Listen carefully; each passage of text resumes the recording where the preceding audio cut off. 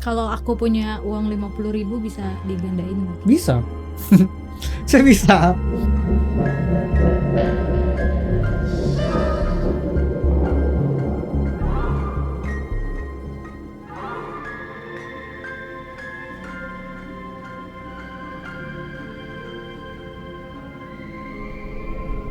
Uang ya itu.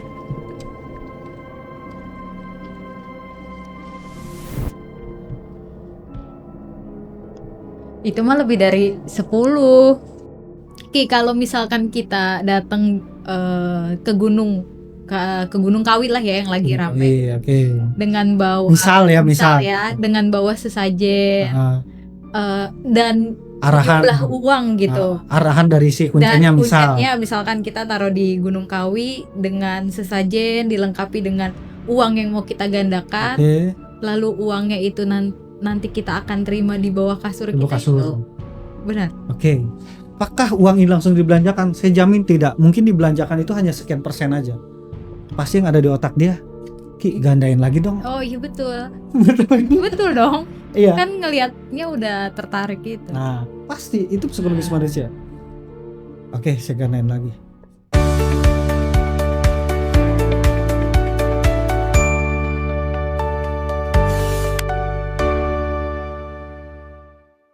Halo penonton Reben Entertainment, balik lagi sama Anggita di sini. Hari ini kita bakal ngobrol-ngobrol misteri, yaitu gimana sih trik-trik atau cara-cara dari ilmu yang kita tahu ini, ilmu hitam ini menggandakan uang yang lagi rame juga ya diperbincangkan di entertainment gitu.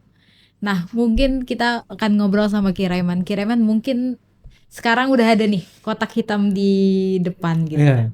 Ini bisa dijelaskan alat apa? Oke, jadi gini Mbak. Kalau kita berbicara penggandaan uang kan zaman sekarang banyak banget ya. Ya. Banyak orang yang galau, frustasi, banyak maunya utang, instan, bingung, pengennya instan. Mereka datang ke gunung-gunung, mereka datang ke keramat-keramat, mereka datang ke beberapa orang yang dianggap bisa menggandakan uang secara instan atau secara mendadak. Nggak masuk akal. Iya. Gitu ya. Nah, dan memang sebelumnya banyak beberapa praktisi yang menggunakan media-media tertentu, baik dari media sisi teknik berupa gendam, hipnotis, ada juga yang menggunakan media, salah satunya adalah media dari kotak ya. Jadi ini saya buat polos seperti ini ya. Kalau mau dibikin lebih mistis lagi bisa aja kita hamparin kain putih, kita taruh patung ya, kita taburin kembang tujuh rupa, bakarin dupa, kita baca mantra-mantra tertentu yang dianggap keramat itu dengan tujuan untuk mengelabui si pasien. Setelah itu baru dah kita praktekkan kotak ini gitu kan. Ada beberapa yang memang kotak ini sampai maaf ya kayak di raja gitu, ditulis Arab. Ingat ya, maksudnya kayak saya ini orang afak juga ya, maksudnya saya paham ilmu afak gitu. Artinya ilmu afak itu memang digunakan untuk seperti di kertas ya, atau di kulit-kulit hewan yang memang dengan tujuan untuk digunakan sebagai azimah syariat ya. Tapi ada beberapa yang memang kotak seperti ini tuh sampai di raja, biar terkesan mistis dan meyakinkan gitu. Jadi sebenarnya untuk praktikum dari kotak ini sendiri ya simple ya. Ini tuh mainan anak kecil sebenarnya. Mainan anak kecil. Gitu. Tapi untuk medianya selain kotak hitam ini sendiri ada lagi nggak sih Ki dalam penggandaan uang ini? Banyak, makanya gini. Kita berbicara yang oknum dulu ya, Kalau berbicara oknum penggandaan uang itu banyak metode ya, Itu si praktisi akan ngelihat dari sisi psikologis si kliennya dulu. Itu kan seberapa besar masalahnya, seberapa berat beban pikirannya. Semakin besar masalahnya, semakin berat pikirannya, semakin mudah dipengaruhinya. Gitu. Orang namanya lagi banyak masalah, dikasih teori, dikasih pemahaman, dikasih iming-iming yang tanpa jelas asal usulnya, pasti langsung percaya. Misal contoh, Mbah, saya punya hutang ke Lilit Pinjol, saya 100 juta misalnya. Udah sini kamu siapin uang 1 juta gitu. Saya gandakan jadi 10 juta gitu. Orang Mbak ya, kita kayak gini mungkin berpikir itu orang bodoh gitu. Iya. Karena kita lagi waras gitu. Tapi beda, orang kalau lagi banyak masalah tuh dia percaya, dia akan berpikir ya udah coba aja dulu lah. Gitu kan. Walaupun dasarnya yang tadinya nggak percaya ya coba aja dulu, tapi tetap akan dicoba. Cobalah dengan teknik-teknik tertentu, entah dengan manipulasi gendam, psikologis, hipnotis, ataupun dengan teknik-teknik seperti ini menggunakan media gitu, itu sangat bisa. Dan ini maksudnya ini trik-trik lama sih sebenarnya mah untuk penggandaan uang itu. Kalau aku punya uang 50.000 bisa digandain nggak? Bisa. Saya bisa ya. Jadi berapa tuh kira-kira? Ya minimal 10 kali lipatnya lah. 5 juta. Beli 5 juta, 500. 500.000. 500 paling kecil lah. Itu paling kecil kali lipatnya. Bisa lebih, bahkan bisa 5 juta. Kayak gitu. Punya Punya 50.000. punya kalau 50.000 Mau saya gandain. mau. Nih ya, teman-teman Rebel nih.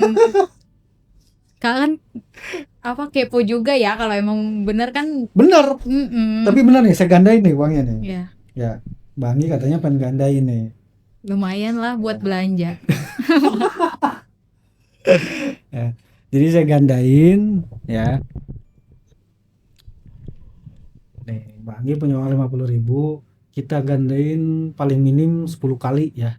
Kita gandain 10 kali, kita buat lebih banyak biar Mbak Anggi semakin kaya. Ya, amin. Oke. Ya.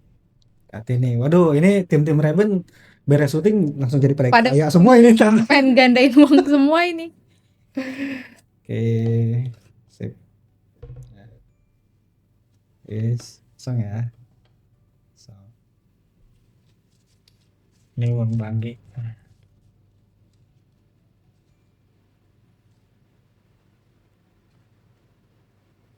Kalau sama saya tanpa mahar, gratis nih saya gandain nih. Ya. Kalau di praktisi lain kan kudu mahar dulu, sama-sama gratis. Lambo aja duitnya 50.000. Oh, Gideon juga pakai ada maharnya? Ada. Nanti kita bahas masalah mahar.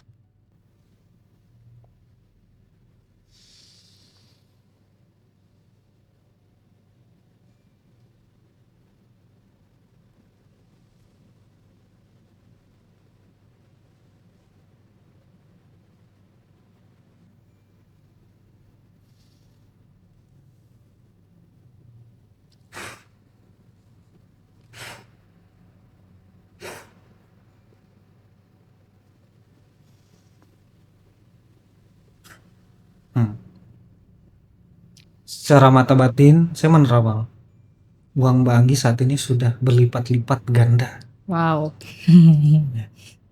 Saya prediksi 10 kali, minimal 10 kali lipat lah. 500.000. Iya, paling minim 500.000. Tapi entah pastinya ada berapa. Mungkin besar kemungkinan akan lebih banyak. Ya.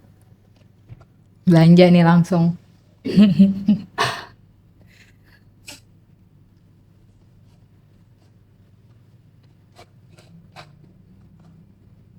Wow.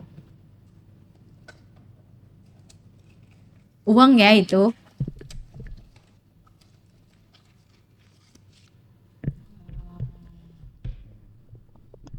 Itu mah lebih dari 10 dong. Ini satu. Ini kan 1, 2, 3, 4, 5, 6, 7, 8, 9, 10. Oh, berarti lebih dong. Wah, Lebih dong. lebihnya banyak banget guys. Ini uang asli ya guys. Asli lah. Asli ya. Asli. Tiap hari bisa begini aja. Nggak perlu kerja Mbak. Nggak kerja saya deh. Nah ini mungkin kayak gini kan tadi Ki Raymond bilang kalau dalam penggandaan uang ini ada mahar ya yang harus dibayar juga ya. Tuh, jadi kita konteksnya masih bahas masalah oknum dulu ya. Gitu. Jadi memang beberapa oknum itu untuk masalah yang sifatnya penggandaan uang itu mereka pasti menetapkan mahar di awal dengan alasan-alasan tertentu lah untuk biaya ritual, untuk akomodasi ataupun lainnya gitu ya. Tetapi gini, saya memberi informasi ini bukan berarti yang sifatnya yang aslinya seperti ini tetap ada gitu. Nanti kita bahas ya di belakang itu.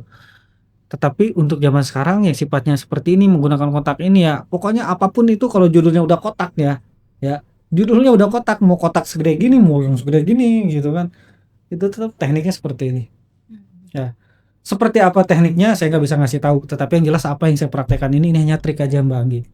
Ini hanya trik, ya, hanya trik. Tapi untuk jadi lembarannya banyak sedikitnya itu tergantung apa?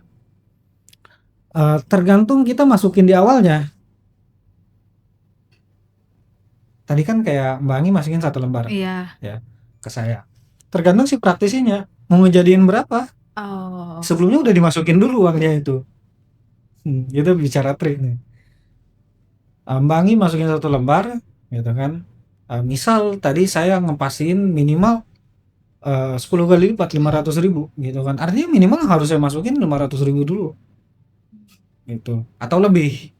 Gitu. Nah, inilah yang menurut saya penggandaan uang yang sering terjadi di Indonesia ya, oknum itu termasuk yang dialami terakhir rame-rame kemarin tuh masalah Kanjeng Dimas. Itu tuh udah itu trik aja sih. Sekarang logikanya kayak begini Bang ya. Kita bicara psikologis manusia. Orang bayangkan dulu dah. Bayangkan Mbak Anggi pada hari ini percaya sama saya. Ya, Mbak Anggi dah tuh. Pegang dulu dah, pegang dulu. Percaya misal. Nah, apakah uang ini langsung dibelanjakan? Saya jamin tidak. Mungkin dibelanjakan itu hanya sekian persen aja. Pasti yang ada di otak dia, Ki, gandain lagi dong. Oh iya betul. Betul. Betul dong. Iya. Kan ngelihatnya udah tertarik gitu. Nah, pasti itu psikologis manusia. Oke, saya gandain lagi. Secara otomatis, entah inisiatif dari si oknum si praktisinya atau dari si Mbak Angginya, pasti inisiatif. Oh ada keluarga saya, adik saya juga Iya di yang pengen bola akhirnya. Terus yang tadinya cuma ngasih 50.000 Mbak Anggi ya, dia pasti gadain sertifikat rumah. Kiin kasih. Terus akhirnya apa? Akhirnya dari mulut ke mulut, dari isu ke isu, orang jadi ikutan. Akhirnya numpuk uang itu semua di saya. Ya. Ini ujung-ujungnya kayak investasi bodong malah jadinya. Benar nggak? Paham nggak maksud saya alurnya? Gitu. Jadi lama-kelamaan terus nambah lagi gitu kan. Orang itu manusia itu unsurnya nafsu. Jadi dia udah dapat misal nih udah kita jadi 1M, saya jamin Mbak Anggi tuh nggak akan ngambil semua, pasti masih kurang. Pasti ambil sekian persen, pasti tambahin terus. Temennya lagi terus. Ya udah yang kaya praktisinya gitu kan. Lu akan ngambil sesuai dengan uang yang lu butuhkan. Gitu kan. Selebihnya paling lu ngambil 10% lah dari yang lu butuhkan. Selebihnya 90% gua olah di sini. Soalnya uang gue, padahal uang dari kalian semua yang gua puter. Paham nggak maksudnya? Paham ya? Iya. Itu yang terjadi, yang gue perhatikan pada kasus Kanjeng Dimas. Ya, makanya di situ kayak sempat ada kasus pembunuhan juga ya terhadap anak buahnya karena ya memang polanya seperti ini. Ini yang gue pelajari kayak gitu ya. Gitu. Enggak deh, emang uangnya siklusnya muter aja di. Muter. Gitu. Muter, uang itu muter gitu kan. Karena yang mereka mainkan itu psikologis manusia. Gitu. Saat manusia ngerasa uangnya bertambah banyak secara instan dan singkat, nggak bakal diambil semua ya. Pikirannya daripada gua tabung di bank yang nggak berbunga, mending gua tabung di Kireman misal gitu kan, buka praktek jadinya lebih banyak. Iya, bunganya gede. Pasti minimal Mbak Anggi juga akan mengajak teman atau orang terdekat gitu. Pasti. Nah dari teman pasti nanti ke temannya lagi rame. Terus aja dari mulut ke mulut. Tapi jangan kasih tahu sama siapa ya. Akhirnya senyap tapi rame.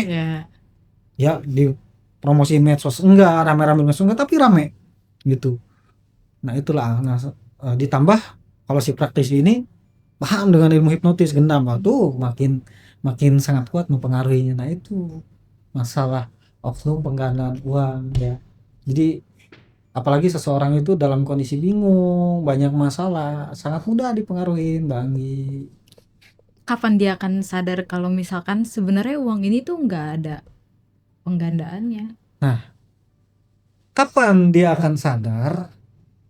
Ya, so kalau ditanya kapan sadarnya, itu tergantung dari, mungkin saya nyebutnya takdir kali ya. Karena kenapa? Karena orang kalau lagi kena pengaruh, diberi alasan apapun pasti akan masuk. Ya. Nah, akan kacau nih si oknum praktisi ini kalau nggak ada suntikan dana besar lagi dari orang lain, dari orang luar. Misal contohnya kayak, misal teman Mbak Anggi nih ada yang udah mulai kritis gitu kan. Cobalah gue tarik dulu dah uang gue yang 1 M misal gitu kan. Tarik dulu, dijeda dulu beberapa bulan. Tapi nggak ada nih dana-dana yang masuk. Dia duit dari mana sih oknum ini? Gitu kan. Ya otomatis di situ akan kebongkar. Pasti kan Mbak Anggi dalam jangka beberapa minggu atau bulan pasti kan nagih gitu kan, mah Iya. saya ambil dulu deh, pasti kan ada pes di situ. Itu kalau lagi apesnya kayak begitu. Nah kalian akan keluar dari phase terpengaruh atau kritis pada saat sharing dengan teman yang lebih kritis gitu. Kayaknya aneh deh ya, kayak gitu kayaknya. Apalagi pasti lama kelamaan untuk yang kayak begitu itu pasti busuknya kebongkar, kayak investasi bodong ya, walaupun di awal terkesan rapi tapi tetap ujung-ujungnya akan terbongkar. Nah itulah seperti oknum penggandaan Penggandaan. uang. Dan yang gini biasanya lebih orang lebih tertarik ya dibandingkan harus melakukan ritual-ritual Iya, gitu kan. itu mereka menganggap kayak wah ini nggak ribet gitu kan, wah ini cuman Nggak ngasih siapin modal sajen aja dan lain-lain gitu ya. kan. Nggak mesti harus ke keramat mandi atau ritual-ritual tertentu yang mereka merasa ribet gitu. Jadi akhirnya ya udah gitu kan. Bahkan sampai ini ya, saya pernah ngeliat berita ya, untuk kayak kasus Kanjeng Dimas itu masih banyak yang ngebela loh. Karena mungkin masih merasa diuntungkan kan. Sebenarnya bukan merasa diuntungkan ya, saya yakin semenjak kayak dia kena kasus apalagi di penjara pasti kan udah nggak ada pemasukan dong gitu kan. Tapi lebih ke pengaruh sih, pengaruh sugesti, karena pengaruh orang dari si praktisi itu kan beda-beda untuk pengadaan uang ini ya. Ada yang memang mereka tuh mudah dipengaruhi dan digambarkan digendam melihat uang segala macem itu kayak gitu ya. Jadi lebih ke kayak pengaruh sih dianya. Bedanya kalau kotak ini sama penggandaan yang biasanya ada di tempat-tempat suci kayak gunung, Nah keramat-keramat gitu, itu apa Ki? sekarang gini, sebenarnya yang menjadi perbedaan kalau kalau berbicara masalah kotak, bayangin ini kotaknya segini. Coba kalau saya kotak yang segede gini, petik lah gitu, bisa dibayangin berapa uang yang akan muncul dari kotak tersebut ya kalau kita berbicara kotak gitu. Ada juga teknik-teknik manipulasi yang memang berkaitan tentang trik sulap ya, tentang merubah daun jadi uang, ataupun trik-trik manipulasi gendam pikiran alam bawah sadar. Nah biasanya beberapa yang saya perhatikan ya, teman-teman yang memang kayak di lokasi keramat, di tempat-tempat ritual keramat gitu, yang itu lebih ke menggunakan trik manipulasi pikiran sih. Manipulasi pikiran seolah-olah dia melihat uang yang banyak, seolah-olah melihat uang yang besar gitu, tapi nyatanya itu halusinasi ya. Jadi gue yakin mungkin beberapa teman-teman Trayben yang lihat video kita saat ini dan mendengarkan penjelasan saya yang masih mempunyai keyakinan nggak percaya dengan omongan saya ini, nggak percaya gitu. Tapi tapi yang saya omong ini fakta loh, fakta.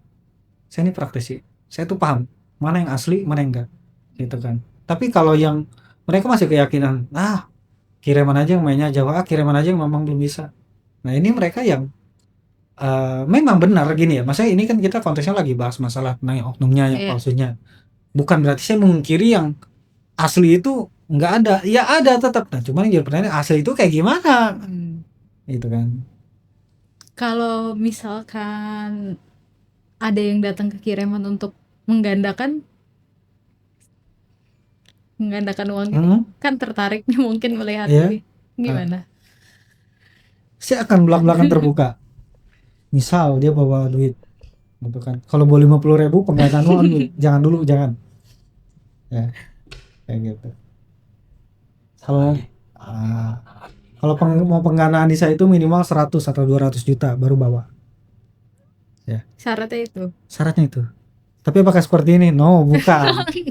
Bukan ya. Saya akan lebih ajarkan ke arah yang lebih logis. Oh, dibuatin usaha. Karena gini lah, maksudnya kayak Jujur aja saya secara pribadi untuk praktikum seperti dalam menggandakan uang seperti ini itu enggak ya. Tapi kalau kalian perlu sharing, perlu pemahaman yang sifatnya menggandakan secara ilmiah, boleh. Itu yang penting minimal 100-200 juta ada di tangan baru sharing. Kalau baru ada 50.000 mau sharing menggandakan, aduh, jangan dulu lah. Berat ya. Berat lah, bingung kita, bukan masalah bingung idenya, bingung ininya mau diapain gitu kan. Mending pakai beli bubur ayam tabungan. Oke, kalau misalkan kita datang ke gunung Kawi lah ya yang lagi rame, Oke. dengan bawa Misal ya. dengan bawa sesajen dan Arahan jumlah uang gitu. arahan dari si Dan kuncinya misal. kuncinya misalkan kita taruh di Gunung Kawi dengan sesajen dilengkapi dengan uang yang mau kita gandakan, Oke, lalu uangnya itu nanti kita akan terima di bawah kasur Di bawah kita, kasur. itu benar. Oke. Misal kayak Mbak Anggi nih lagi puyeng masalah keuangan, datang ke Gunung Kawi, ketemulah salah satu kunci. Iya. Terus kuncinya memberikan syarat, gitu. Kamu kenapa banyak hutang nih? Apa pengen lunas 50 juta misal. Ya udah bawa sesajen syarat dan segala macam. Ritual lah misal ini ya, saya bisa misal nih. Misal diajak ritual di sana, pas setelah ritual udah kamu pulang aja, nanti uangnya akan muncul di bawah kasur kayak gitu ya. Iya. Misal ya, awas jangan salah paham. Apakah itu benar akan terjadi? Oke. Saya tentunya sebagai praktisi spiritual, saya tidak akan menganggap itu benar ataupun tidak benar. Ya, karena gini, karena dalam dunia kebatinan atau ilmu hikmah, pertolongan itu bisa terjadi dengan cara apapun. Ya, dengan cara apapun. Ya, karena dalam teori pemahaman keilmuan kebatinan, metode-metode seperti itu memang ada, bisa bahkan ada yang muncul di bawah sajadah pas lagi sholat. Itu ada. Ya, sampai sekarang yang masih bisa pun ada guru saya ya di daerah Sangyang, itu tukang beca. Masih ada, bisa beliau itu, sumpah. Beneran ada gitu. Tapi seperti yang saya bilang di episode kemarin gitu. Jadi tidak bisa untuk yang sifatnya memperkaya diri, kecuali memang kita kebutuhan urgent gitu ya. Nah, apakah bisa uang itu akan muncul di bawah kasur? Ya, saya jawab jujur. Kalau berbicara dalam dunia kebatinan, kembali kebatinan dalam ilmu hikmah, hal itu bisa terjadi. Ya, hal itu bisa terjadi karena memang dalam pemahaman, dalam konsep ilmu kebatinannya, dalam kitab ilmu hikmah klasik pun ada metode seperti itu. Nah, tetapi hal seperti itu ya, kalau misalnya Mbak Anggi datang ke situ dimintain mahar yang sekian besar, lalu dijawabnya dengan pasti, itu sudah saya pastikan salah besar. Ya, memang dalam ilmu hikmah hal itu bisa terjadi, tetapi kita sebagai manusia, si praktisinya itu tidak bisa memastikan. Ya, karena kenapa? Yang benar-benar praktisi itu tawadu, pasti bilangnya apa? Insya Allah udah pasti akan datang pertolongan Gusti Allah, pasti akan datang pertolongan dari arah yang enggak terduga. Dari bahasanya jadi kita bisa nilai. Yang satu lagi misal pulang pasti uang ada muncul di bawah kasur, saya jamin itu oknum. Ya, guru saya yang bisa pun nggak pernah kayak memastikan jadi pasti. Beliau itu selalu ngasih dengan metode dan cara, udah lakoni atas izin Allah. Pertolongan yang pasti jelas datang. Namanya pertolongan itu kan nggak mesti ujuk-ujuk uang muncul di dalam kasur. Ya, bisa dengan bantuan teman secara tiba-tiba, atau tiba-tiba ada transferan yang nggak kita terduga gitu ya. Tetapi kalau dipastikan pulang pasti di bawah kasur kamu ada uang gitu kan, itu udah pasti palsu, udah pasti bohong gitu kan. Sekalipun itu misal benar, saya pasti itu udah kolaborasi sama pembantu di rumah Mbak Anggi. Ya, jadi kesimpulannya ada yang benar, tetapi kalau si oknum praktisi tersebut memastikan misalnya si kuncian tersebut memastikan di bawah kasur itu nanti pulang ada, saya pastikan itu bohong. Ya, saya pastikan itu bohong, karena yang benar-benar bisa itu ucapannya nggak akan seperti itu sih, nggak akan benar memastikan. Dan tidak untuk memperkaya.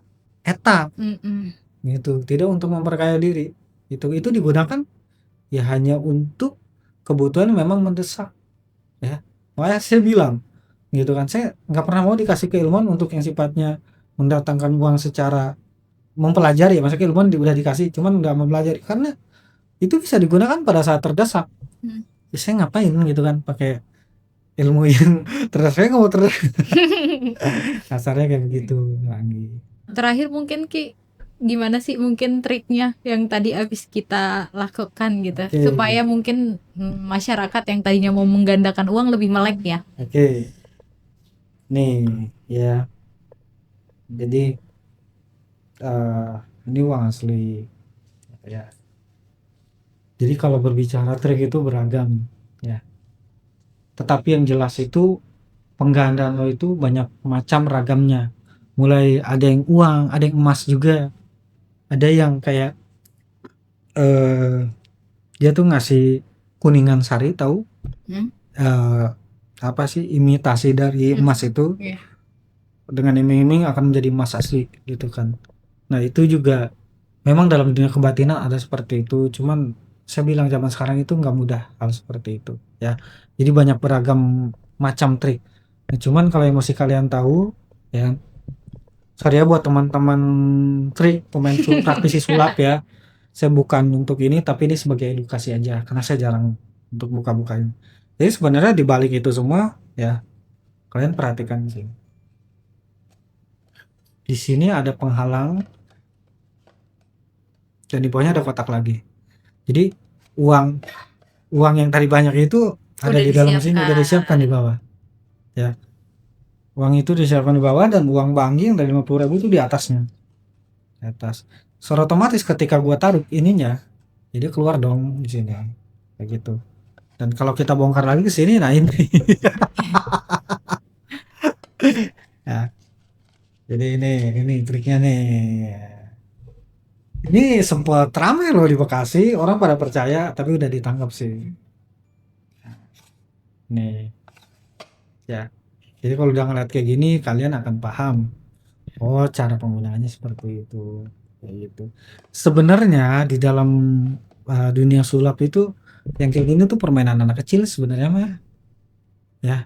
Cuman kadang dibawakan oleh oknum spiritual ya, dengan pakaian tertentu yang terlihat mistik, akhirnya mereka Terlena. gunakan terlena dengan metode-metode penggandaan begini. Ingat ya, maksudnya kayak saya mungkin dari awal podcast ini terlalu skeptis tentang masalah penggandaan uang, tapi semua bukan nggak percaya, saya mempelajari kok, kitab keilmuannya ada gitu. Cuman yang kita bahas kan masalah triknya ini gitu kan. Kalau kalian mau mempelajari yang benar itu seperti apa, silahkan mah, nggak datang ke rumah saya kasih kitabnya, saya kasih keilmuan itu ada ya, kalian pelajari sendiri gitu, itu ada gitu, asal kuat aja tirakatnya, nggak ada yang nggak mungkin di dunia ini gitu. Karena sebenarnya uang itu bukan digandakan mbak, tapi dipindahkan. Nah cuman kita kolaborasi dengan unsur jin gitu. Jin itu kan bisa membedakan barang dari satu tempat ke tempat yang lain, termasuk uang bisa gitu. Cuman kita harus ada perjanjian, harus ada tirakat, harus ada pertemuan sesaji dan lain-lain ya. Itu ada pemahaman khusus dalam kebatinan untuk memasuki dunia seperti itu gitu. Kalau penggandaan kurang percaya saya, tapi kalau memindahkan ya, misal saya punya jin, wahai jin anu, ambil uang di rumah si anu, bawa ke sana Kayak kayak tuyul. nah eta Oh. tuyul ngepet itu ada keilmuan. Nah kita kalau masuk pada ranah keilmuan tuh ada kayak itu, ada kayak gitu ya. Tapi kalau misal si jinnya ini disuruh jadiin dua dong gitu kan, dia bikin nggak bisa. Adapun ada itu halusinasi ya. Tapi kalau dia suruh ambil uang di si anu itu bisa. Kalau mindahin emas yang 74 kilo bisa nggak Ki? Dari Sentul ke Bojonggede deket itu. Oke, gue tahu ini soal tujuannya kemana. Coba itu Ki.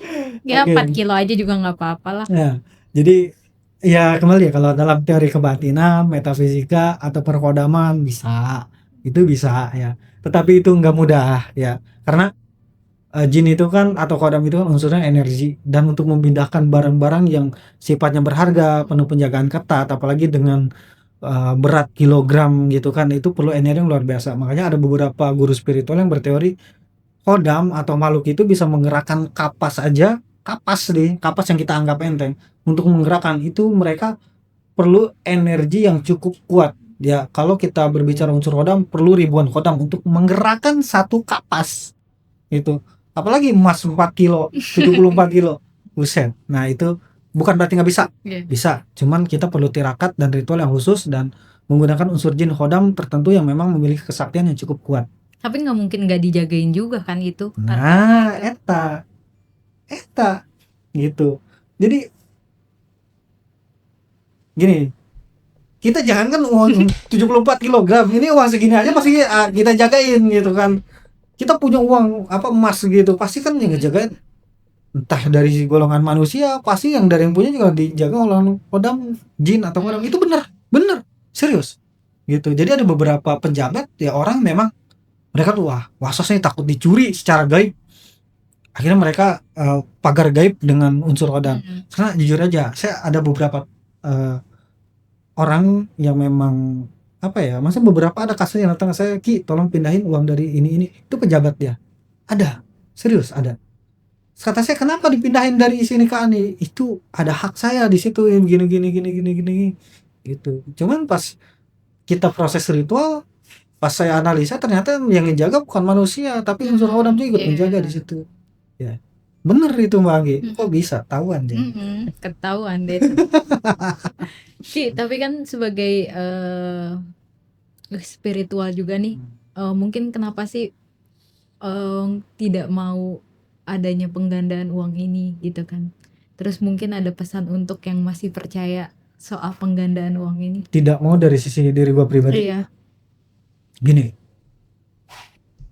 kenapa sih gue dari sisi penggandaan uang itu bukan nggak mau ya, nggak, lebih tepatnya nggak praktek. Kan untungnya gede gitu ya. Betul. Yang pertama, orang yang datang dengan tujuan menggandakan uang pasti terlilit masalah finansial. Pasti ya, rata-rata. Kenapa saya ngomong gini? Bicara pengalaman. Itu orang yang datang dengan tujuan penggandaan uang ya secara instan pasti terlilit hutang, terlilit masalah finansial gitu. Nah, satu itu. Kedua, kalau yang sifatnya praktek-praktek hal seperti itu perlu lebih repot Mbak daripada masalah pelet itu lebih simpel, lebih mudah ya. Sementara yang orang datang dengan tujuan pelet itu rata-rata mereka kaya gitu loh, punya duit, jadi masalah mereka tuh asmara aja. Makanya kayak film-film drama Cina tuh bener tuh, banyak duit cewek tuh, cuma masalah asmara emang bener gitu. Rata-rata tuh yang masalah asmara pasti masalah kayak gitu. Jadi yang masalah pelet itu lebih mudah karena memang metode dan ininya tuh lebih tepat ada gitu kan, dan lebih mudah diatur lah kliennya itu. Tapi kalau kayak yang penggandaan uang kayak gini, saya enggak, karena apa ya, maksudnya yang datang juga dalam kesusahan finansial. Sementara yang namanya ritual itu kan perlu sarana media ya, kita perlu mahar di awal dan hasilnya pun ada yang cepat, ada yang lama, ada yang lambat gitu kan. Jadi menurut saya kasihan aja sih, maksudnya orang lagi susah tambah bikin susah gitu kan. Udah saya cari aman aja sih, maksudnya kalau memang mau jalur hal kerejekian, lebih tepatnya kayak pesugihan putih atau pelarisan, oke itu saya masih oke lah gitu kan. Saya punya warung makan, saya punya usaha biar rame, ini oke lah, masih bisa gitu. Karena memang itu dari sisi ilmu metafisikanya ya ada cara-cara tertentu seperti itu. Tapi kalau kalian datang bawa duit 100.000 datang ke saya, Ki jadiin 100 juta, aduh jangan dulu dah, jangan puyeng kita itu kalau itu. Oke, terima kasih ilmunya ya. Ini edukasi juga buat penonton Ray-Ban Entertainment. Terima kasih juga buat penonton Ray-Ban Entertainment.